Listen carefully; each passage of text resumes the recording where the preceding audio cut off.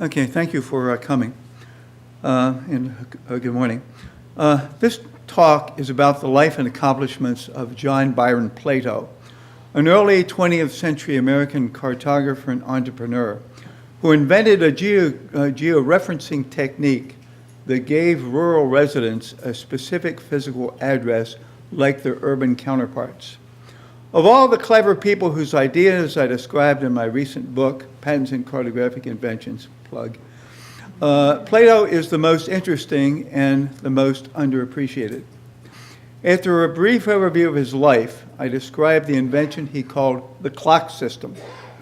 I then examined prior events that might have contributed to this invention, as well as to his obtaining the patent, publishing a prototype map of Fort Collins, Colorado, and setting up a small business in Ithaca, New York, that between 1919 and 1931 published what he called rural indexes. No less intriguing is the story after the business fell victim to the Great Depression, and he found work in Washington as a federal map maker. Plato was born in Chicago on December 17, 1876, to John Byron and Helen Larrabee Plato. He typically self-identified as J.B. Plato or John B. Plato, and apparently never used the appellation Junior. His parents had married in 1865, and although the 1880 census reported his mother as having given birth to 3 children, John appears to have been raised as an only child. In 1880, the family was living with his paternal grandmother in Geneva, Illinois. His father, identified in the census as a retired lawyer suffering from a consumption, tuberculosis, died in 1881, and his mother never remarried. He lived with her throughout much of his life in Illinois, Colorado, and New York.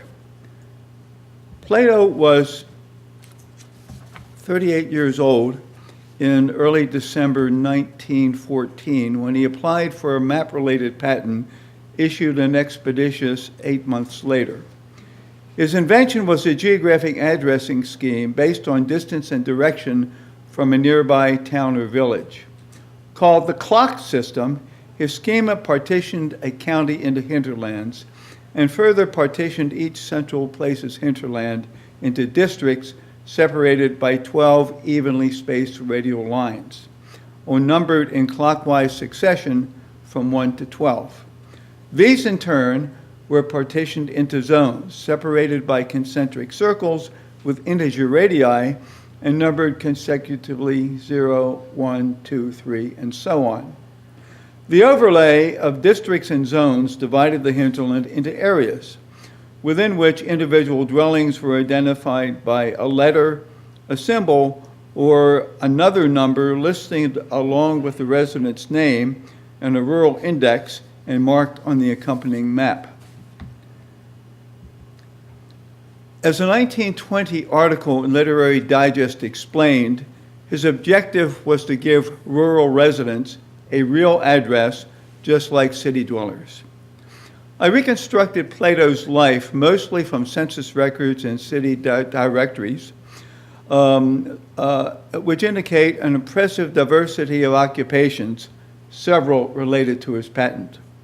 Around 1891, his mother moved to the home of his maternal grandmother in Denver, but I have yet to determine where Plato completed the 4 years of high school reported in the 1940 census.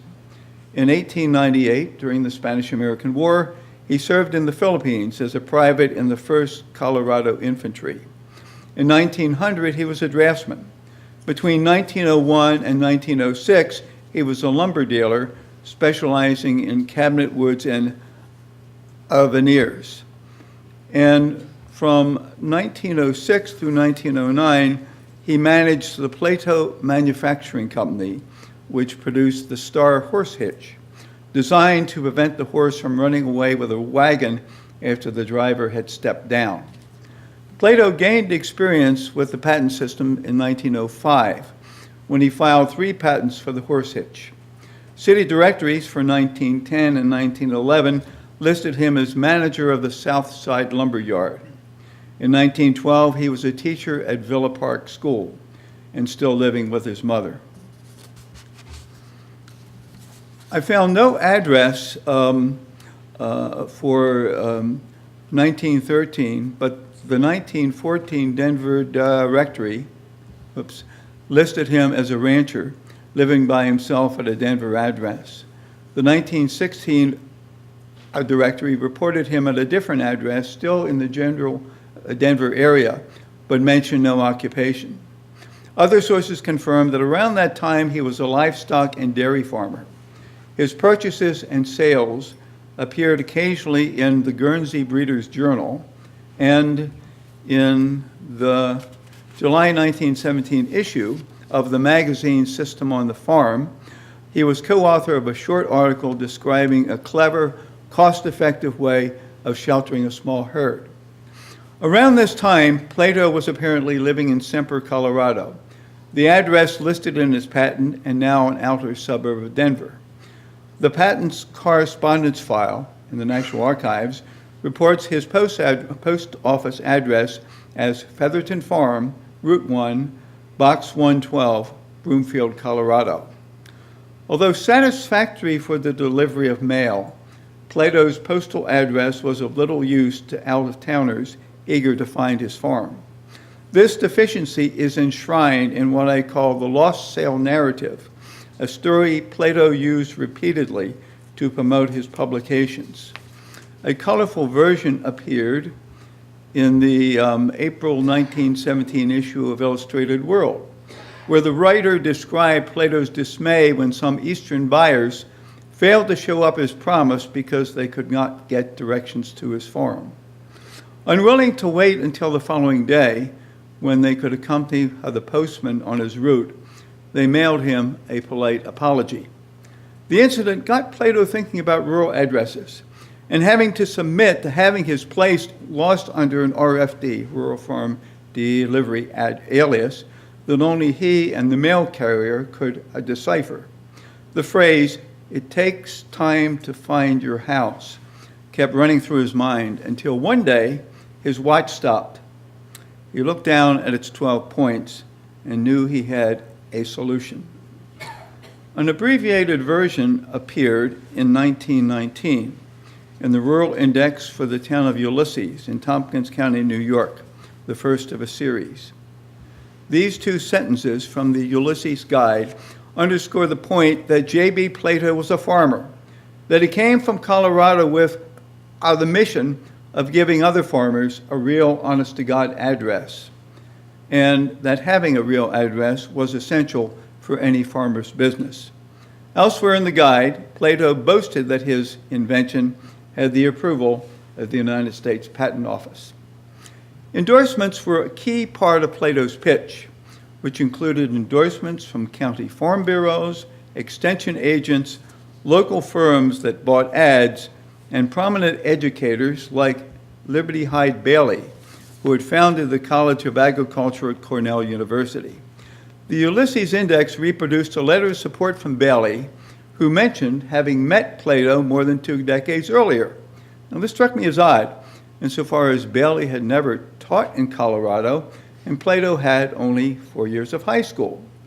The link became clear when I discovered a 1927 profile of Plato's firm in the Ithaca Journal, which partly addressed the question of how he had learned about horses, farms, and livestock. In the earlier mid-1890s, Plato had apparently come to Ithaca for a winter course for farm youth.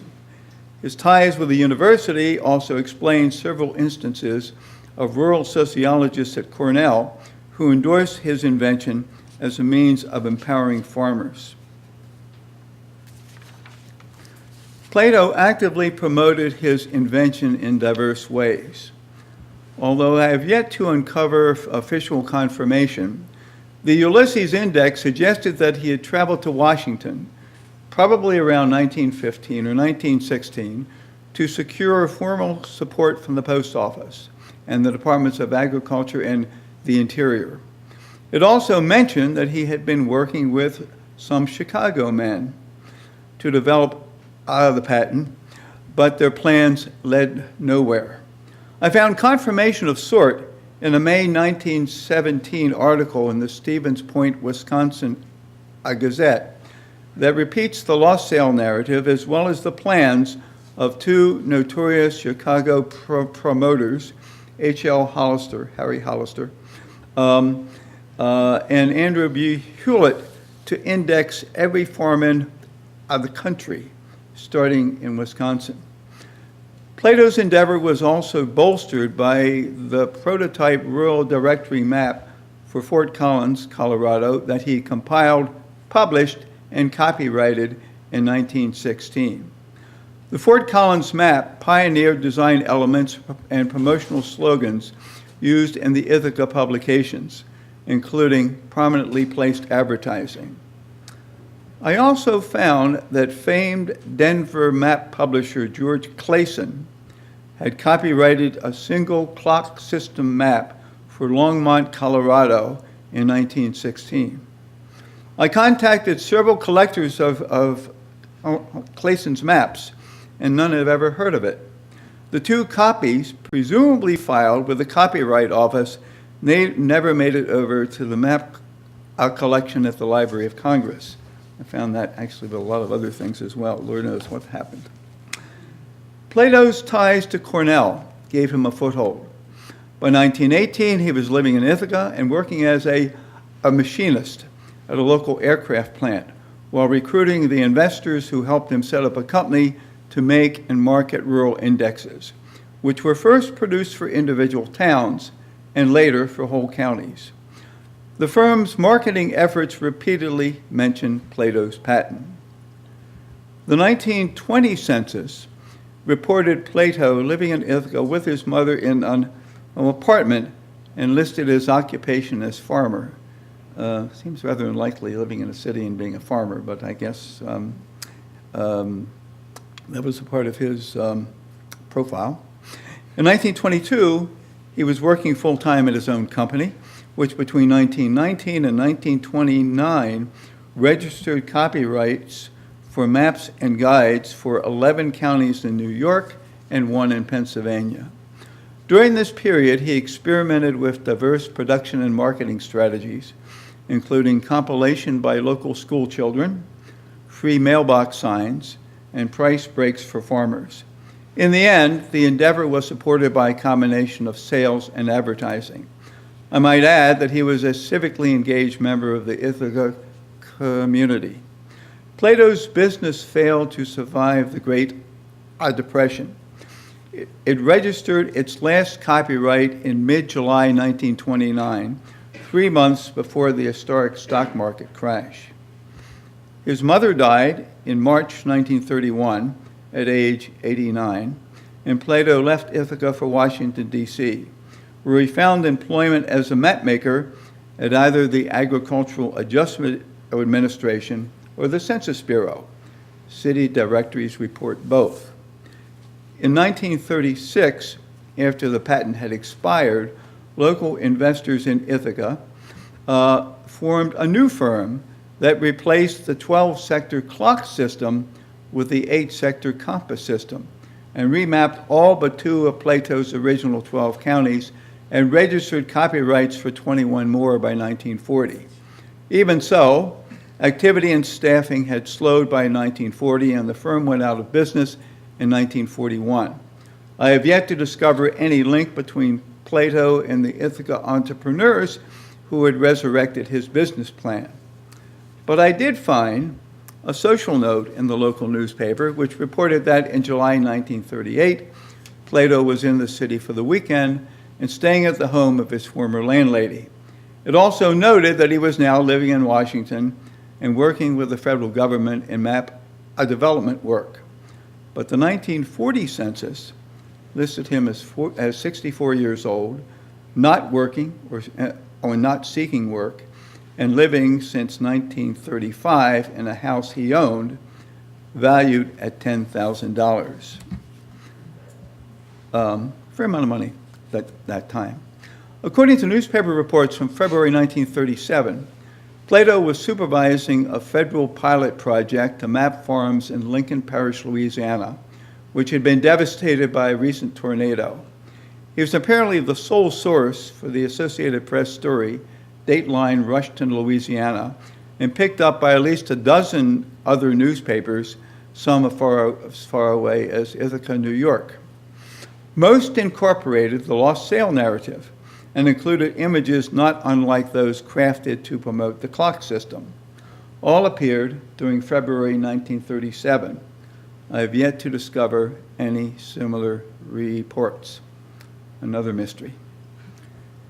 In 1948, at age 71, Plato was married for the first and only time to a woman 24 years younger. I know nothing about Christine Plato's life before she married John. She died in 1991 at age 90. What's interesting about this, by the way, it caused a little bit of concern because I found a contradiction here with some of my other sources. You can see that it says that he was born in 1877, and of course this is cast in bronze. Bronze can be wrong. Plato died on June 29, 1966, at age 89 in a Veterans Administration hospital in Washington. His obituary reported that he came to Washington in 1933 as a map expert for the federal government, but was silent about both his patent and his work in Ithaca.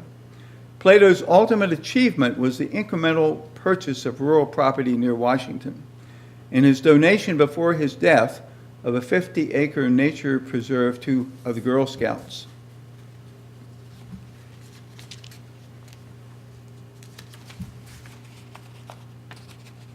I had a note to take a rubber finger along to use it to shift pages, and I was afraid of this. In sum, Plato's decade of success as a map publisher reflects cleverness, initiative, a willingness to take risks, and work experience as a manufacturer, draftsman, lumberyard manager, livestock and dairy farmer, and a machinist, and at least a modicum of good luck. It also reflects a supportive business and academic community in Ithaca, as well as the devastating impact of a worldwide economic disaster, followed by a massive recovery effort, Roosevelt's New Deal, that presumably used his experience to good advantage. I hope in the months and years ahead to tie together more of the story's loose ends. Thank you.